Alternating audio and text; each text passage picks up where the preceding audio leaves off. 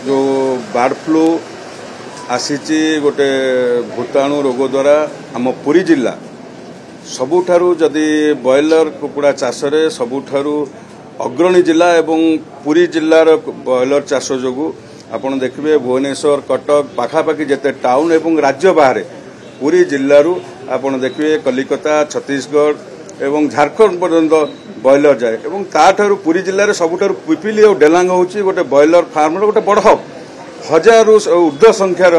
Farmer कुकुड़ा चाष करती एवं प्रति मासरे आपड़ देखिए 10 लाख रु ऊर्ध्व बार्ड से पालन करा जाए। ये जो बर्ड फ्लू आसवा द्वारा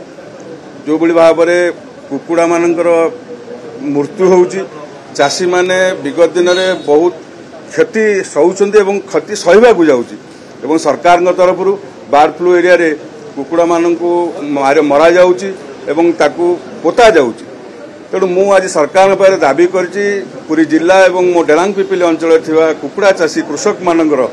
जो बड़ी भाव में क्षति होइछि ताकू किभଳି भाव में सरकार जो कुकुड़ा मारिक पैसा दौरान एवं ता पूर्व गुड़े कुकुड़ा मरी जाइछन्ति हजार हजार संख्यार 50,000 ऊर्ध्व कुकुड़ा मरीगले मो डेलांग पिपिली रे। तेणु मो सरकार पाखे उत्थापन करिछि कारण ये बर्ड फ्लू जो 3 मास पर्यंत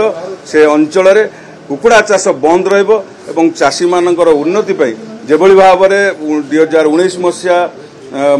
फनी बेले कुकुड़ा चाषी मानक साहाय्य दिया आज मु सरकार डिमांड करछि मो अंचल थिबा कुकुड़ा चाषी एवं चाष करथुवा चाषी मानकर मेरुदंड को मजबूत करिया पई किभଳି भाव में सहायता स्वतंत्र सहायता दिया जाए एक दाबी कराई।